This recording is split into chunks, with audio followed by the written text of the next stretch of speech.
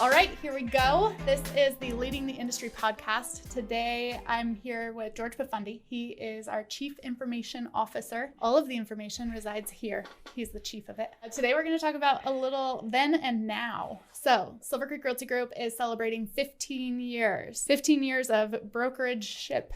It is a giant ship now. So 15 years ago, Silvercreek Realty Group started with how many agents? Honestly, I don't know the exact number, maybe 6. 6 agents? We may have had a few more, Yeah. but really there was only about 5 or 6 of us that were actively in the office. And Producing. 6 producing agents. Okay. Today, you are the one who always tells us where we're at as far as how many agents we have at this moment in time. The last time you pulled the number was about a week ago. Do you remember what that number was? I believe we're right at 2,070. Yeah, that's incredible. We want to know, what was real estate like then? It was tough. It was a difficult market. A lot of people in the real estate world were just questioning, whether they were going to stay in it and persevere. That's when the Dowdies got involved and had a different idea. What was the different idea and why was it different?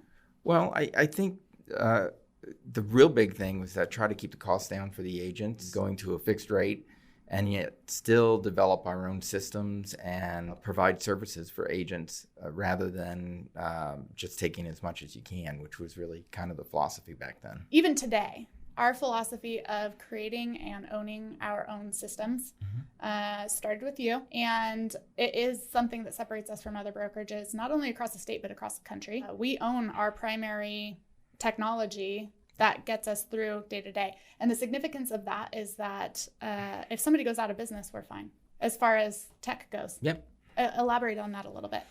So all the systems that we've developed, I guess if Microsoft went out of business, maybe we'd have problems, but I think everybody would. But for the most part, we've purchased our software either from people and then developed it further, or even developed our software directly ourselves with nobody in between.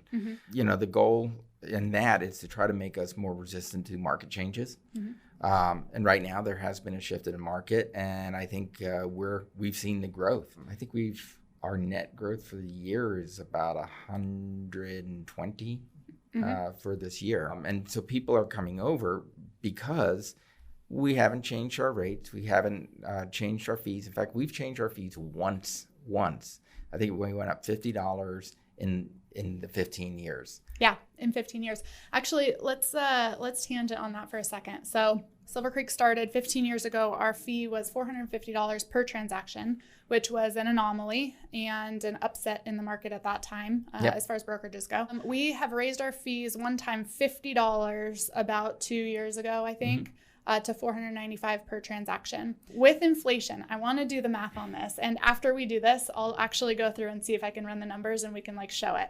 With inflation, that $50 a month still makes us probably 30% cheaper today, 30% less expensive per transaction today than we were 15 years ago. However, because we have 2,000 plus agents, paying that regularly, it affords us the ability to give better resources to our agents than any other brokerage that I know. Oh, yeah. We've grown dramatically, and what we offer for the fees is dramatically better. We have more brokers per agent. We have, obviously, the electronic systems that I'm heavly into, all web-based.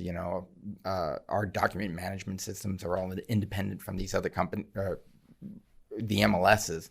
So we can, even if the MLS goes down, we still have our systems in place. That's a huge statement. Even if the MLS goes down, we still have our systems in place. I don't know if this is appropriate to put on the podcast, but one thing that we kind of get a little bit of sensitivity around is we could easily create our own MLS and function very, very, very well with our own MLS. And so we have to be careful with our systems not to compete with the current MLS. Yeah, and we don't. We absolutely don't. But the fact that that's something that people are nervous about, it says a lot about our brokerage, right? And we are a leader in the industry. And we understand that the moves that we make affect agents across the state of Idaho, not only at our brokerage, but everywhere. So I like that we have people like you that understand the responsibility and the levity of that leadership here in our in our area. And, everything that we do with these systems, we do take into account all the agents throughout the state. Some are in local MLSs, some are more broad and out maybe in the middle of the state where there isn't a whole lot of support. And yet all of our systems work the same no matter where you are. Yeah.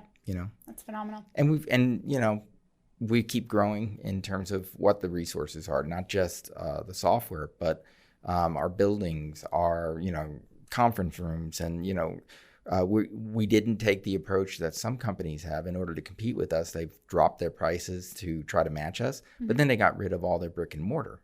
We didn't do that. We stayed and said, well, no, we're going to invest in that as well. And we're going to get better offices, and we're going to have printers and resources and things like that.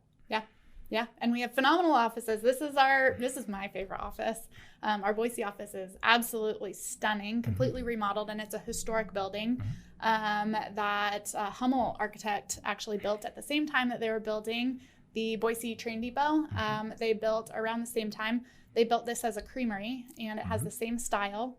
And we kept intact a lot of the same style on the interior. I love the history of the building. I love that it's central to Boise, which is our capital of Idaho. If I had it my way, we would move our Meridian office to this office because it's the most beautiful. But our Meridian office is still also stunning. But yeah, our office spaces from North Idaho down to Idaho Falls, Twin Falls. We have spaces everywhere. Yeah. And you make sure that they are wired for sound when it comes to technology. I think that that's a really cool thing. Yep. Okay. Let's talk about 3 major differences of real estate across the industry from 15 years ago to now. The number of brokerages and the makeup of brokerages has changed dramatically. Okay. Back in those days, we had a number of, there were no local large brokerages, first of all. So that in itself was a big change. They're all franchise-related brokerages. So the fees and whatnot were so much higher. And I think the agents were forced into a position that they couldn't, they just couldn't put the money into their own marketing and establish their own entities. And so I think that's really dramatically changed from then to now, where you see a lot of individual agents, at least with us, who are penetrating the market as themselves and building their own business and growing their own businesses. The franchised brokerages that are out there, they're still out there and they're still competing, but they've lost a lot of market share. And I think that continues to change, where, local brokerages are have a service that they can provide that, they couldn't do before. Yeah. What are 3 things that have not changed in real estate in the last 15 years? Yeah, that's a good question. That's not changed. I'm still here. George hasn't changed a bit. He hasn't aged a day. I've changed a little bit, maybe. I grew the beard. The market obviously has gone up and down, up and down. It's still a great market. It's way better than it was 15 years ago. We're dealing with the interest rate changes that are going on right now and the economic changes of inflation. We didn't really have any of that. Everything was very stagnant back then.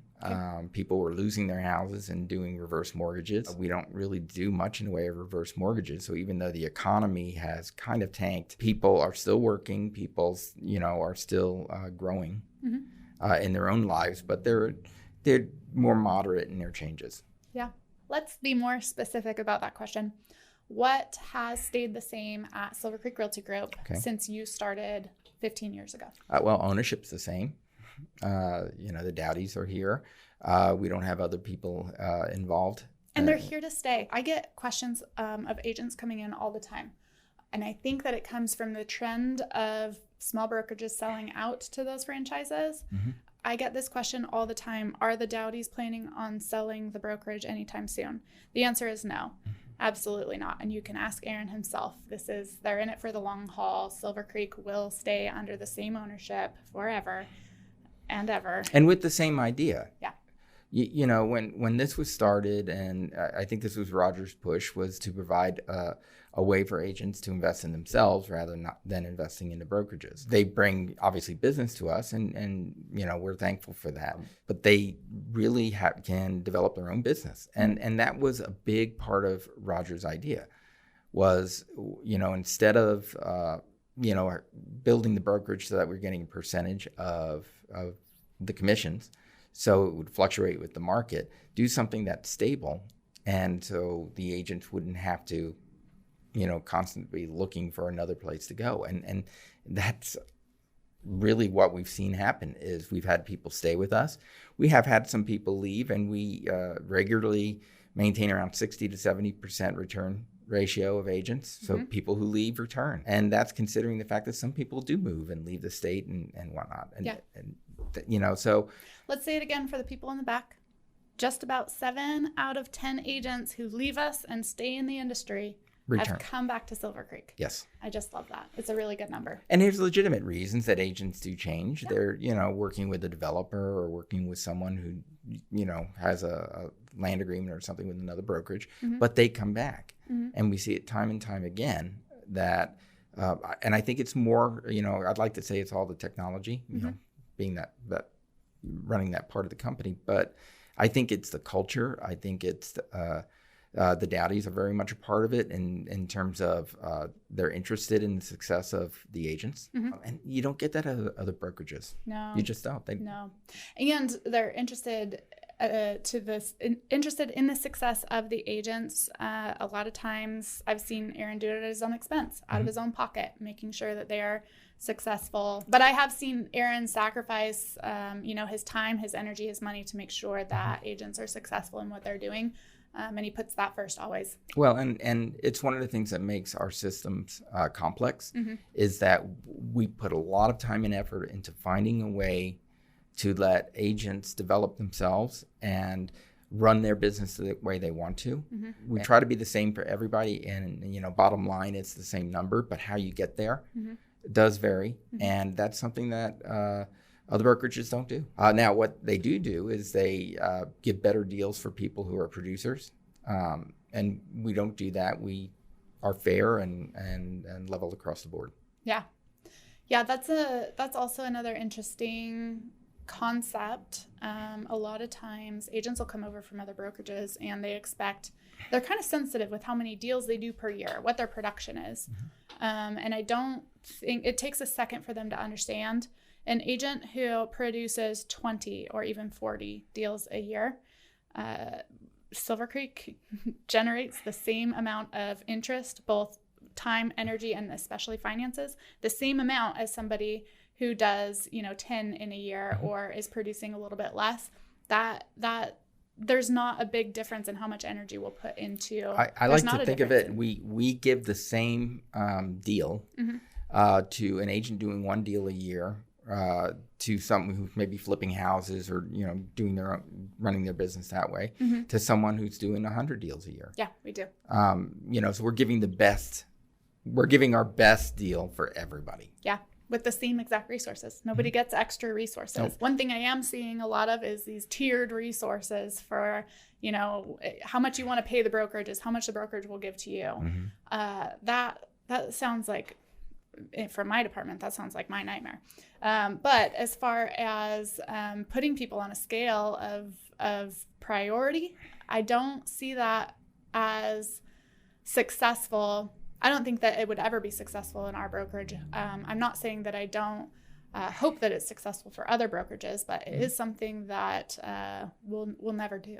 Well, and I think to dig on that a little deeper is we're very transparent in what we do. Oh yeah.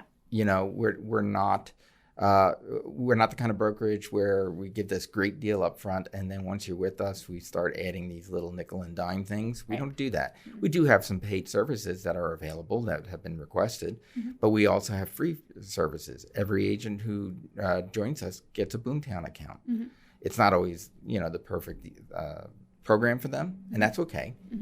They can always choose to do something different, but we provide all these resources that at other brokerages they're nickel and dimed on. Yeah. Thank you so much for joining me today, George. I love talking to you about the history of Silvercreek, the development of Silvercreek. You've had your hand in the technology since day one, and I think that it's one of the biggest reasons that we're thriving as well as we are because, we own our technology. We control every bit of it. And we're in the driver's seat when it comes to our programs. And I appreciate that being in, my position. And I know our agents, whether or not they understand how and why that all works the way it does, I know that they appreciate it because it is what keeps their bottom line steady. And it's what keeps Silvercreek such a steady, flowing, constant in real estate. In an industry that's so up and down, we are able to stay constant for our agents. And you are a primary reason that is the way it is. So thank you for everything that you do. Thank you for everything you do. We wouldn't have this podcast without you. Thank you for joining us in the Leading the Industry podcast with Silvercreek Realty Group. I'm Liz Comer. This is George PaFundi, our CIO, and we'll catch you next time.